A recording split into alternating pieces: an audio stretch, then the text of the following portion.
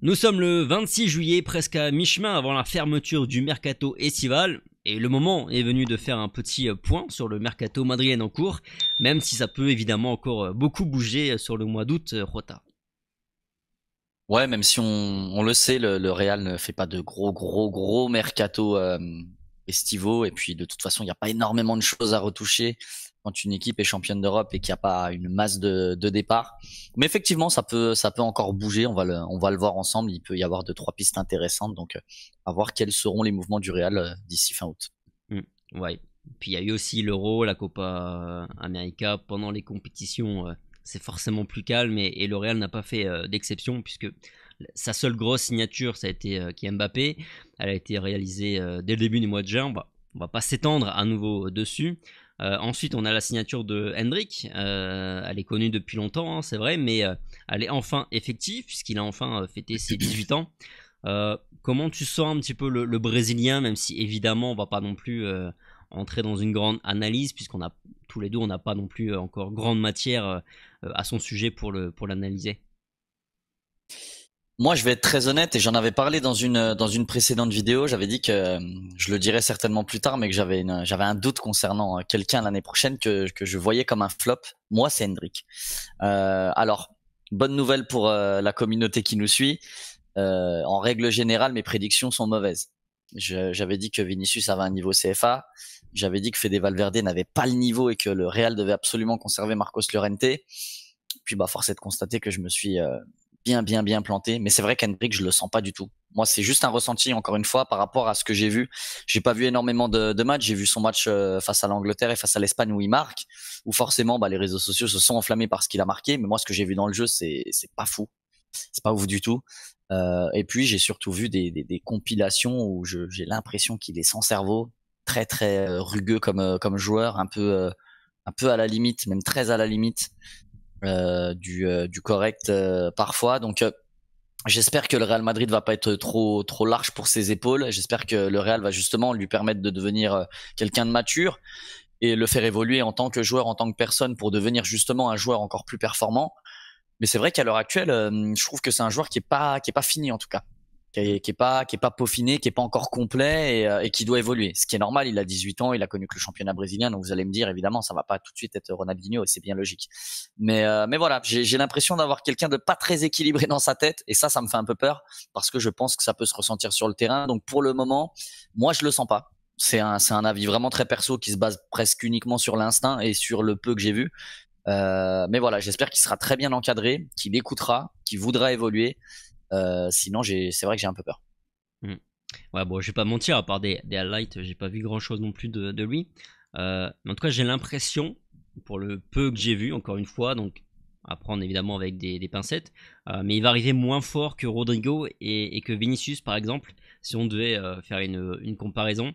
Et le petit paradoxe en plus là-dessus, c'est qu'il a plus d'accomplissement que les deux lors de son arrivée, parce qu'il est déjà sélectionné avec le Brésil, parce qu'il a marqué des buts importants, mine de rien, pour le titre avec Flamengo. Il a aussi marqué les esprits, par exemple, en amical contre l'Espagne, il y a quelques mois sur le fameux but au Santiago Bernabéu. C'est ça, ouais. Le but face à l'Angleterre, 3 jours après face à l'Espagne. Dès son entrée en jeu, il rentre à la mi-temps et le Brésil égalise. Égalise juste après.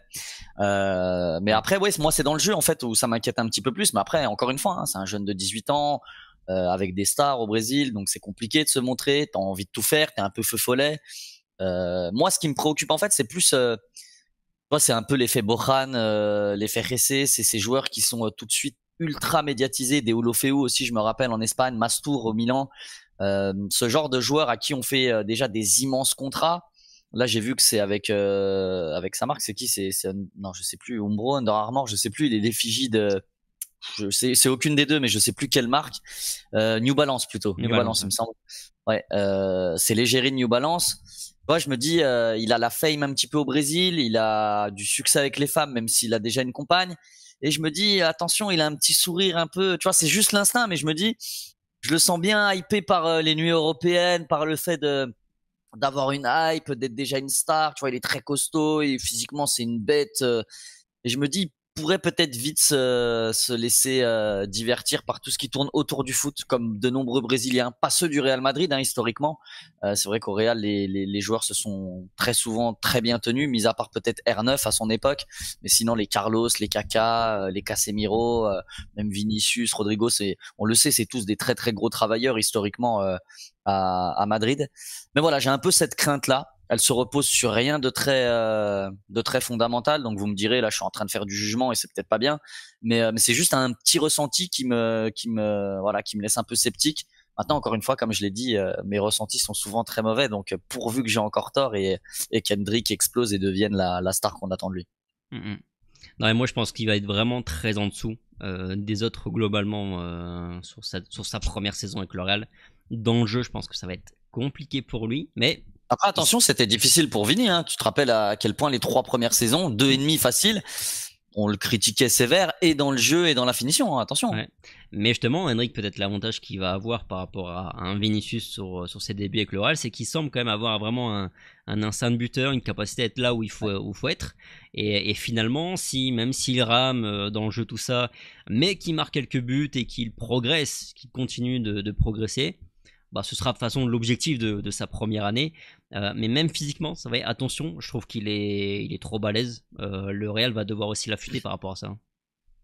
Je pense, oui, mais là où je suis très confiant, c'est que Pintus, tout le staff et Ancelotti, je pense que ils savent gérer ce genre de joueurs. Déjà, ils l'ont fait avec Vinicius qui était dans ce cas de figure, en tous les cas, un joueur qui avait pas tant prouvé que ça au Brésil, hein, finalement. Vinicius, il avait du talent comme Hendrick, il y avait des actions de génie, mais les deux, ils arrivent avec très peu de buts, très peu de passes décisives. Tu vois, c'est des joueurs bien moins accomplis qu'on a pu voir par le passé, comme un Neymar, par exemple.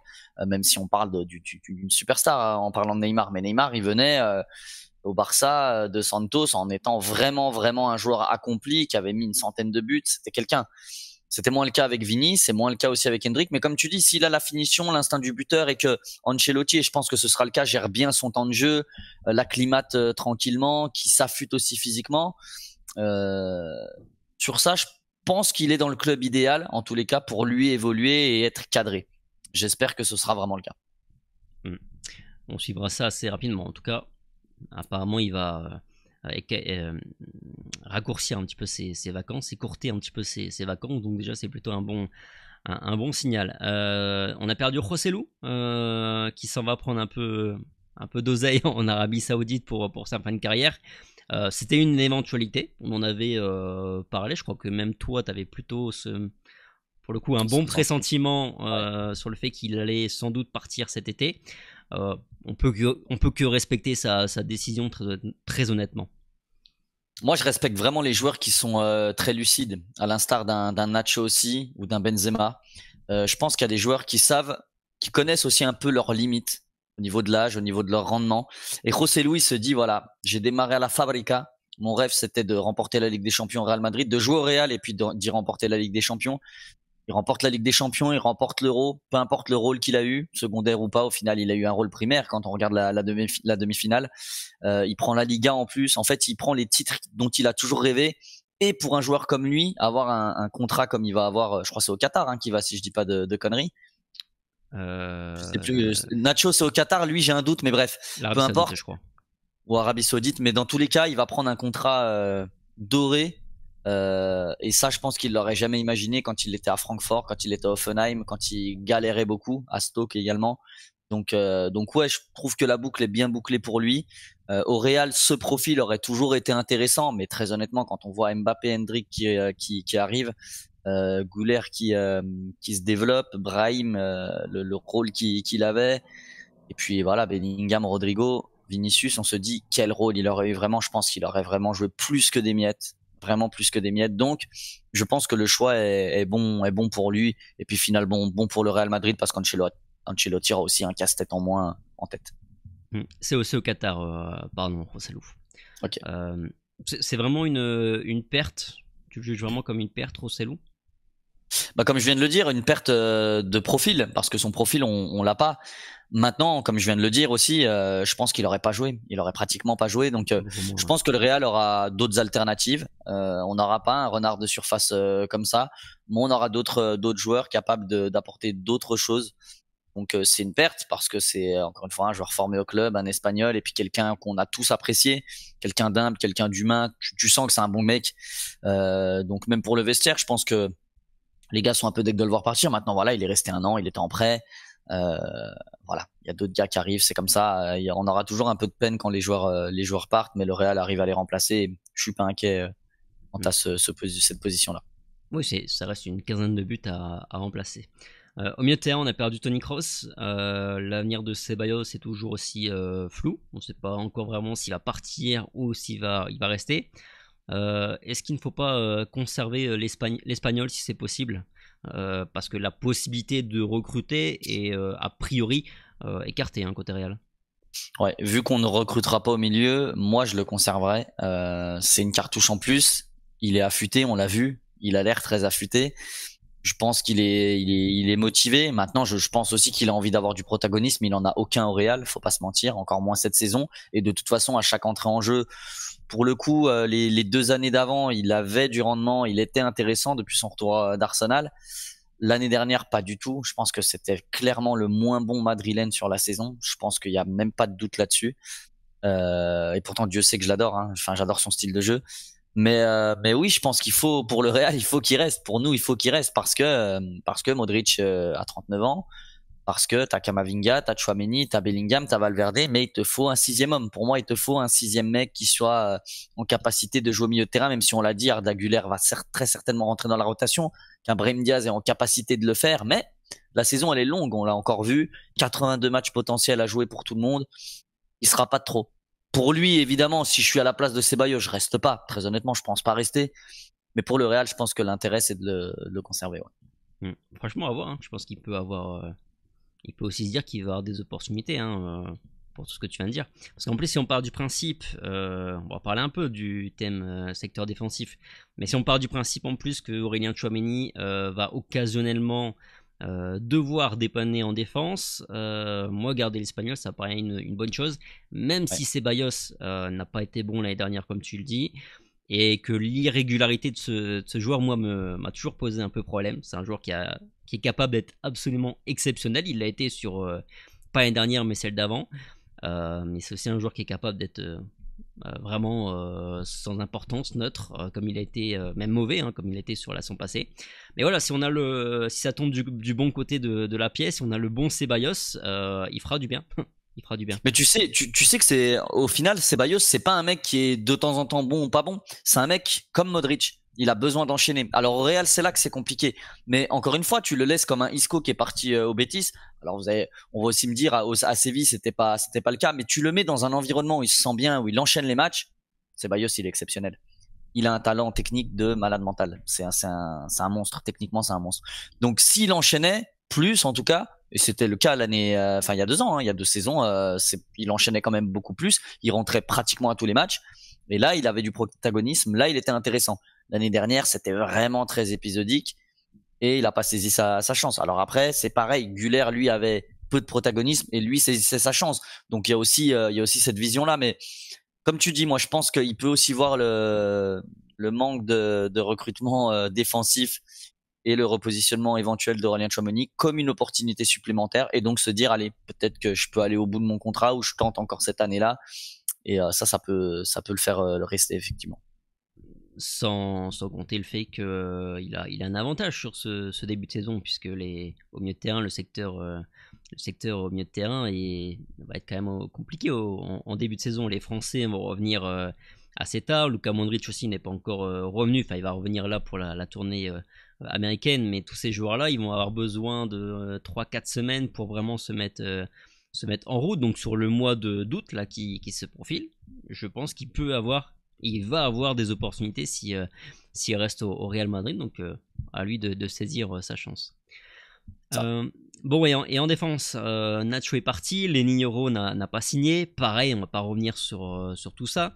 Mais le Real Madrid n'a donc pour l'heure toujours pas été cherché de remplaçant. On a Jesus Vallejo qui va rester a priori. Et ensuite, on a une piste qui se démarque un petit peu. Enfin, on en a 2. Parce qu'on a le quotidien AS qui nous parle de Aymeric Laporte. Le nom de Mats Hummels aussi était sorti mais il a été écarté quasiment aussi rapidement. Puis on a Relevo qui nous parle aussi de Mario Gila aujourd'hui. T'en penses quoi un peu de tout ça? Bon, on les avait évoqués dans notre vidéo sur les Euro. Aymeric Laporte, c'est plus la maturité, c'est un joueur qui, malgré le fait qu'il soit parti à Al Nasser, je dis malgré, mais voilà, on sait que c'est quand même un championnat un peu plus de seconde zone, a fait un très très bon Euro avec l'Espagne, et je suis très bien placé pour en parler. C'est un joueur d'expérience, c'est un joueur qui a une très très bonne première relance, donc c'est aussi très important pour ce que le Real veut faire du ballon, et une équipe qui forcément dans 70% de ses matchs a la possession. C'est un joueur qui est très bon dans le domaine aérien, donc ça peut être un profil très intéressant. Et Mario Gila, c'est aussi un joueur qui est formé au club, qui était une option déjà envisageable quand on parlait de Lenny Euro ou de Rafa Marin, parce que Mario Gila, il était aussi dans les tribunes un petit peu. Donc c'est deux profils qui sont intéressants. Après, attention encore une fois, le Real, même si on l'a dit, le Real a une option, à Alaba, on sait pas trop où il en est. Militao, on sait pas trop où il en est. Jesus Baliro, voilà, on va dire qu'on n'a pas trop confiance en lui, et donc on se dit qu'on n'a qu'un seul joueur à l'heure actuelle qui peut répondre présent, c'est Antonio Rudiger. Mais attention, parce que à l'inverse, si on n'est pas pessimiste et qu'on se dit Alaba revient bien, que Militao est là, que t'as Rudiger, que t'as Jesus Baliro, que t'as l'option de Tchouaméni, tu rajoutes un défenseur. Et là, faut pas non plus que ça fasse trop bouchon non plus, mais moi, personnellement, comme je l'ai déjà dit sur la vidéo quand on parlait de l'Euro, je reprendrai un défenseur parce que je suis vraiment pas certain de l'état dans lequel reviendra là-bas, et ni la date, on n'en sait absolument rien. Donc, je prendrai un quatrième joueur. Je serais plus pour prendre Aymeric Laporte parce que je préfère un peu l'expérience sur toutes les compétitions qu'on va affronter. Maintenant, Mario Gila, ça me dérangerait pas non plus. C'est un joueur formé au club, donc c'est toujours plaisant de les voir évoluer avec l'équipe première. Pour David Alaba, d'abord, les nouvelles sont pas forcément rassurantes puisque c'est Relebo, je crois qu'il y a aussi un article encore sur le sujet aujourd'hui qui disait que lui et son entourage ont anticipé, en tout cas, ont pour objectif de revenir opérationnel, compétitif, prêt à jouer 90 minutes courant octobre. Sauf que côté réel, on est pas mal pessimiste par rapport à cet objectif, puisqu'on est là le 26 juillet. Qu'Alaba s'est blessé au mois de décembre et qui s'entraîne toujours pas sur le terrain. Il est toujours en train de faire uniquement du travail en intérieur sur les machines. Donc il n'y a pas trop d'optimisme côté réel pour David Alaba. Moi, Aymeric Laporte, je trouve que c'est l'option qui me plaît le plus. C'est un joueur qui a de l'expérience, qui sort d'un bon Euro, comme tu l'as dit.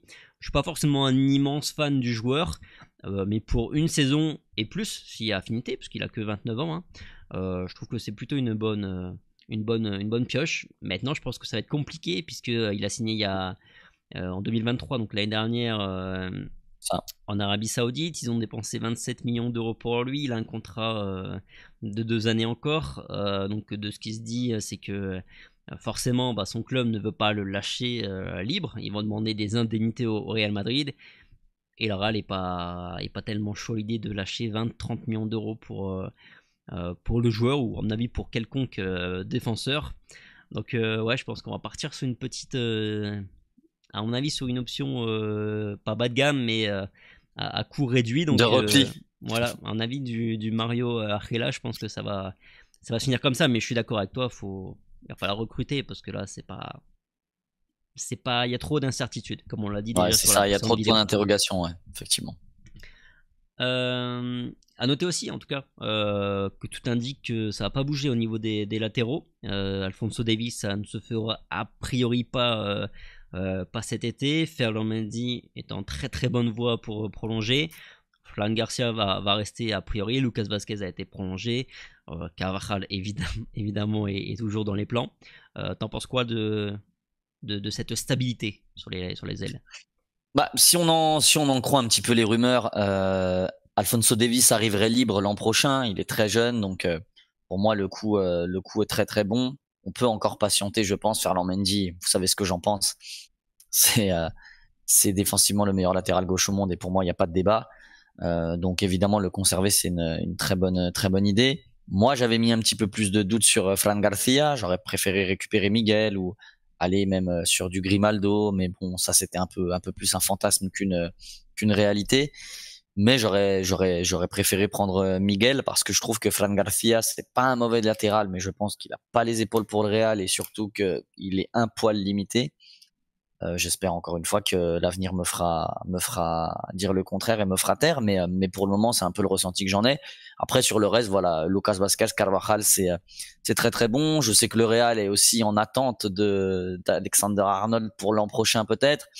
Voilà, Florentino Pérez, il a envie de faire des coups et de prendre à des adversaires européens des joueurs libres.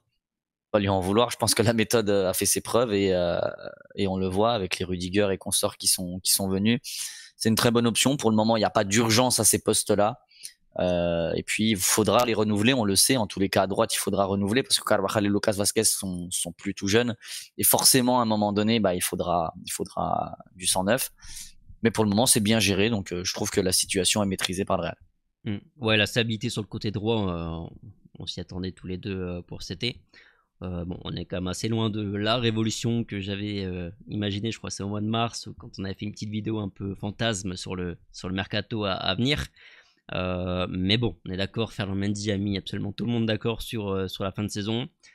Flan Garcia, lui donner une deuxième saison, c'est pas non plus déconnant, surtout que Miguel, en l'occurrence, on aura encore une option de rachat l'année prochaine, et qu'a priori, il n'y a aucun club qui va se positionner pour aller faire péter sa clause de cet été, donc il va rester à Archilona, donc qui restera totalement accessible potentiellement la saison prochaine. Donc je trouve que c'est pas déconnant de garder les quatre et surtout faire le Mendy. Je pense que c'est vraiment une bonne nouvelle parce que sur la fin de saison il a démontré que c'était un vrai point d'équilibre dans ce Real Madrid.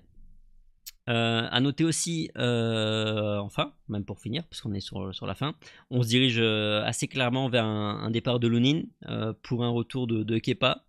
Là aussi, je trouve qu'on avait quand même plutôt bien senti les choses, surtout en s'imaginant que la finale de Ligue des Champions passerait sous le nez de Lunin. Je pense qu'il est forcément vexé un petit peu, plus il entrevoit, il a bien compris que la saison prochaine, il n'y aurait pas de débat par rapport au poste de numéro 1. Donc tout ça fait sens, puis le retour de Kepa aussi fait totalement sens. Kepa est déjà acclimaté au Real, donc le voir en numéro 2, c'est assez logique, c'est la continuité. Voilà, un numéro 2, même si on l'a vu, Courtois s'est blessé, et il faut que le numéro 2 soit bon. Donc il faut faire attention, faut pas prendre n'importe qui non plus, mais ça a du sens comme tu l'as dit. Et puis Lunin, voilà, je pense que Lunin, il a envie de rester au Real Madrid, il a envie de devenir une légende du Real Madrid, ça, il y a pas de doute, il aime le club, il aime les gens, il aime les joueurs. Il y a pas de doute, donc ça fait un peu mal au cœur, mais il le sait. Thibaut Courtois, lui est préféré, Thibaut Courtois est meilleur que lui, il n'y a pas de débat non plus, en tous les cas pour moi, encore une fois. Et donc, il a envie d'être numéro 1, il a des opportunités de l'être. Et puis bah voilà, la négociation va se faire visiblement avec Chelsea, donc bah, tout est bien qui finit bien pour cet échange de portier. Et puis Lunin va pouvoir voilà garder les cages d'un grand club en tant que numéro 1, et je pense qu'il le mérite après sa saison aussi.